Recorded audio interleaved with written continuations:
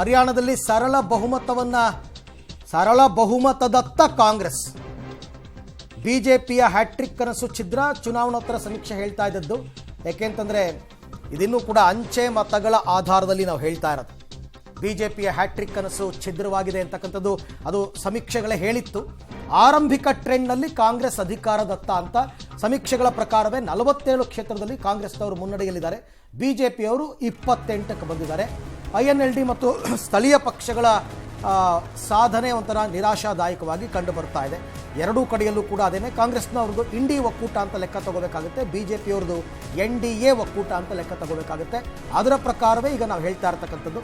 BJP ಅಂತಂದರೆ ಈಗ ಜಮ್ಮು ಕಾಶ್ಮೀರದಲ್ಲಿ ಕೇವಲ ಬಿಜೆಪಿ ಮಾತ್ರ ಅಲ್ಲ, ಸಣ್ಣ ಸಣ್ಣ ಪಾರ್ಟಿಗಳನ್ನ ಅವರು ಜೊತೆಗೆ ಸೇರಿಸ್ಕೊಂಡಿದ್ದಾರೆ. ಅದನ್ನು ನಾವು ಬಿಜೆಪಿ ಪ್ಲಸ್ ಅಂತಲೇ ಹೇಳಬೇಕಾಗುತ್ತೆ. ಹರಿಯಾಣದಲ್ಲೂ ಕೂಡ ಅದೇ ರೀತಿಯಾದಂತಹ ಸನ್ನಿವೇಶ ಇರ್ತಕ್ಕಂಥದ್ದು.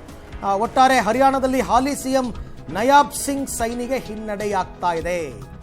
ಹರಿಯಾಣದಲ್ಲಿ ಹಾಲಿ CM ನಯಾಬ್ ಸಿಂಗ್ ಸೈನಿಗೆ ಹಿನ್ನಡೆ. ಬಿಜೆಪಿಯ ಕ್ಯಾಂಡಿಡೇಟ್, ಜಾಟ್ ಸಮುದಾಯದ ಕ್ಯಾಂಡಿಡೇಟ್, ಲಾಡ್ವಾದಿಂದ ಸ್ಪರ್ಧಿಸಿದ್ದಾರೆ ನಯಾಬ್ ಸಿಂಗ್ ಸೈನಿ. ಅದು ಎಕ್ಸ್ಪೆಕ್ಟೆಡ್. ಅದು ಯಾಕೆ ಅಂತಂದರೆ ಇಡೀ ಆ ಪಾರ್ಟಿಯನ್ನೇ ಅಲ್ಲಿ ಜನ ತಿರಸ್ಕಾರ ಮಾಡ್ತಾ ಇದ್ದಾರೆ ಅಂತಕ್ಕಂಥದ್ದು ಈಗಿರುವ ಟ್ರೆಂಡಲ್ಲಿ ಗೊತ್ತಾಗ್ತಾ ಇದೆ. ಎಷ್ಟೋ ರಾಜ್ಯಗಳಲ್ಲಿ CM ಕ್ಯಾಂಡಿಡೇಟ್ಗಳು ಸೋತಿದ್ದಾರೆ, ಬೇಕಾದಷ್ಟು ಕಡೆ ಸೋತಿದ್ದಾರೆ. ಈಗ ಅದೇ ರೀತಿ ಆಗ್ತಾ ಇದೆ ಅಲ್ಲೂ ಕೂಡ. ಹರಿಯಾಣದಲ್ಲಿ ಹಾಲಿ CM ನಯಾಬ್ ಸಿಂಗ್ ಸೈನಿಗೆ ಹಿನ್ನಡೆಯಾಗಿದೆ ಅಂತಕ್ಕಂಥದ್ದು. ಅವರು ಲಾಡ್ವಾ ಕ್ಷೇತ್ರದಿಂದ ಸ್ಪರ್ಧೆ ಮಾಡಿದ್ರು, ಬಟ್ ಅದು ಮತ್ತೆ ಮುನ್ನಡೆಗೆ ಬರ್ಬೋದು. 8:30 ನಂತರ EVMಗಳ ಮತ ಎಣಿಕೆ ಆರಂಭ ಆಗುತ್ತೆ.